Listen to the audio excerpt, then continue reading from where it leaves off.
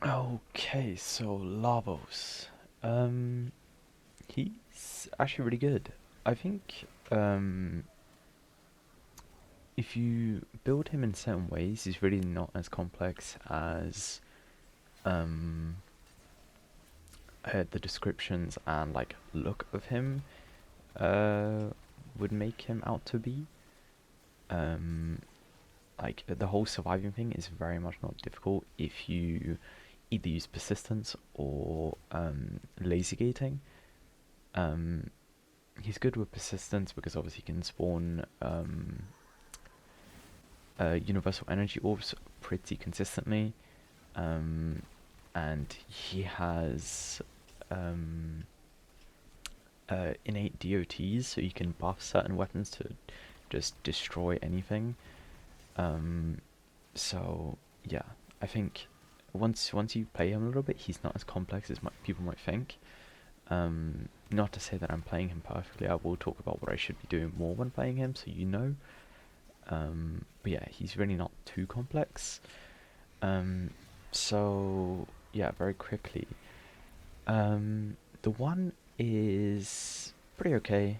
I use it occasionally just to either reset my status or just like proc corrosive because it procs toxin, and with Archon continuity you can get a corrosive stack.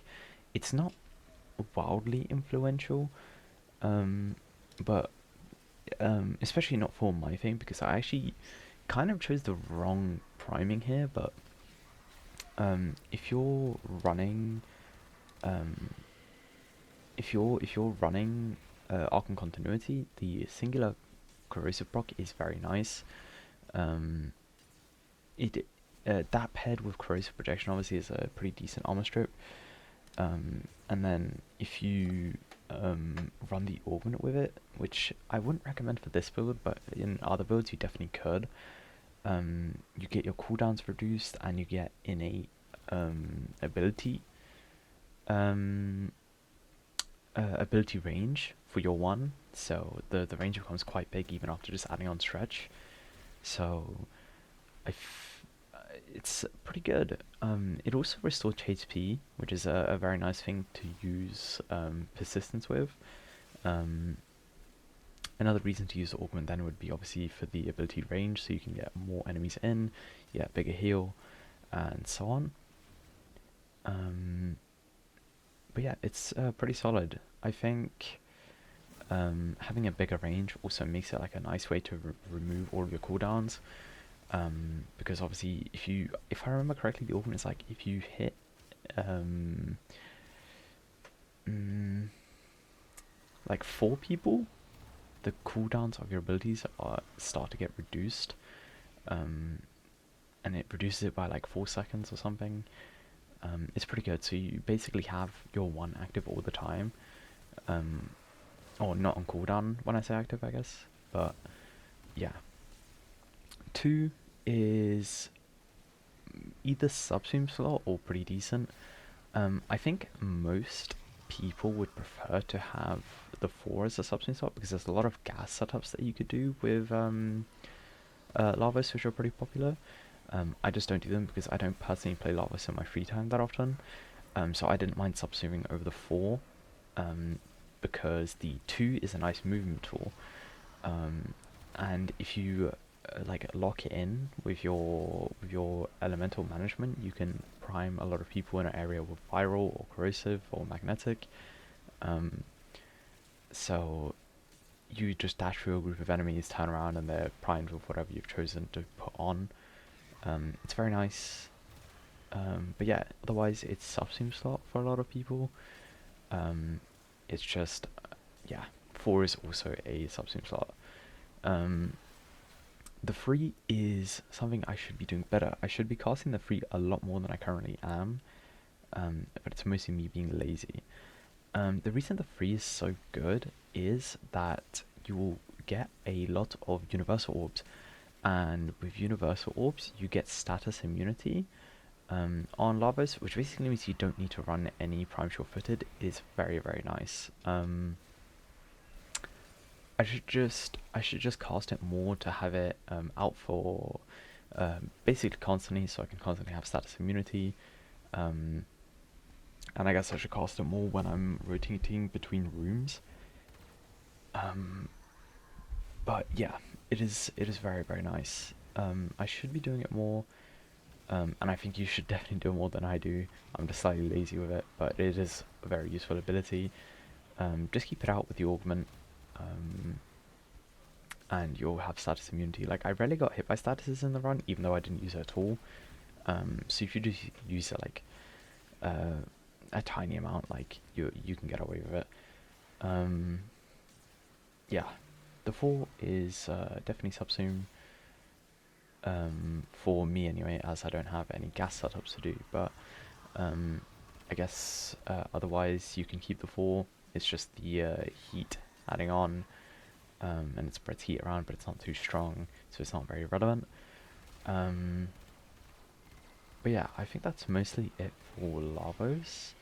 For the build, I just took Fast Deflection, Vigilante, Vigor, Arcane Aegis, Rolling Guard, Catalyzing Shields. It's a lot of investment into survival, and probably a lot more than Persistence is. I think you would have to take up some of the shards if you want to run Persistence. I didn't try Persistence, so I'm just guessing here, but you'd most likely need some kind of shards. So it depends how you want to play, but I think that both of them are pretty high investment. But then again, your survival is then done for you. It's much nicer than having to shuffle between cooldowns on Lavos. So yeah, I think it's very nice, very, very nice to run laser gating, but I'm sure persistence works equally as well.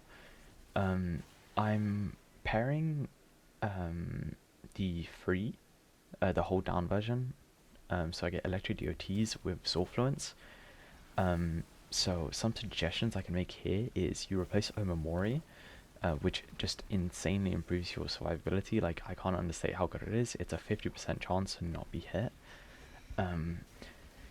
It's very, very good. You can replace it with Eclipse, but then you'll have the issues of, like, occasionally you'll be overkilling with Soulfluence, so it might be more worthwhile to just run a standard melee duplicate Soul.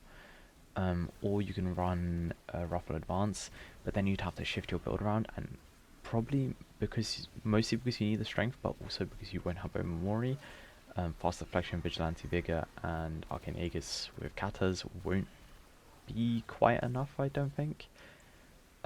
It probably will be enough. It would definitely just feel a little bit worse. You'll have to rely on Rolling Guard a little bit more and the occasional cast.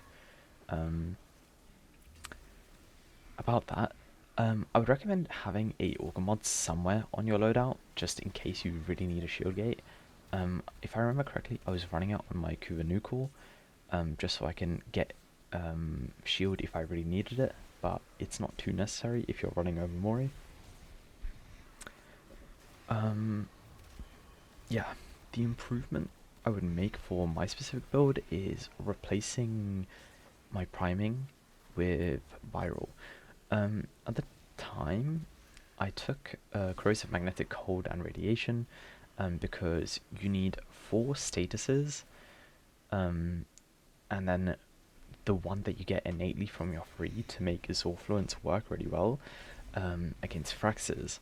But something I kind of just didn't think about is that I actually needed viral priming to be able to get that 5 status, the 5 statuses to one-shot Fraxes. I was killing Fraxes either with just spamming my contagion on them or with DOTs, which is fine. You saw me just prime, throw a contagion at them and leave them sometimes. But if you want to be more efficient, you'd need to run viral. I was just running cold because I thought it'd be very nice for making the Fraxes easier to hit directly with my contagion, which was the case, yes. But then I occasionally missed out on viral priming because my Panzer might have not primed them for me.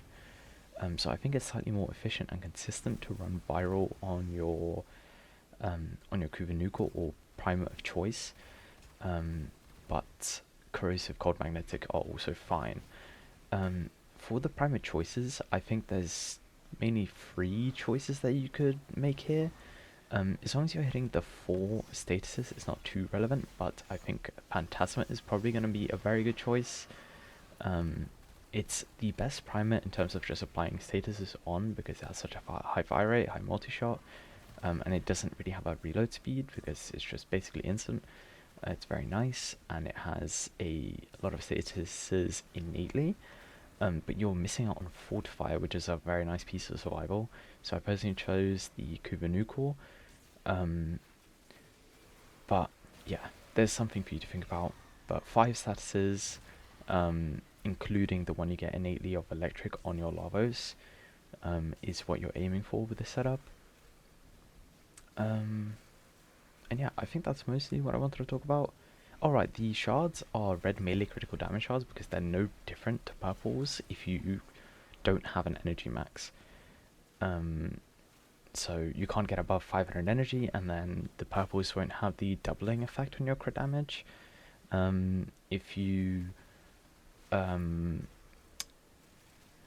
have energy. So yeah, that's why we're running reds, but it's very, like, if you have a lot of purples and no reds, you can run it, I guess, but it's just a bit freaky to have more purples than reds. But yeah, the 4 shards are quite necessary. And this does work with like the fastest swords in the game. Mine is my Zorfluence setup is mainly just an Arcana that I would use for persistence, but it's like not necessary to be like this. It will work with basically every sword that's good for Zorfluence, so anything with high base stats chance. Yeah, I hope you enjoy the builds, hope you enjoy the gameplay. Yeah, I'll see you in the next 2 to 3 days again.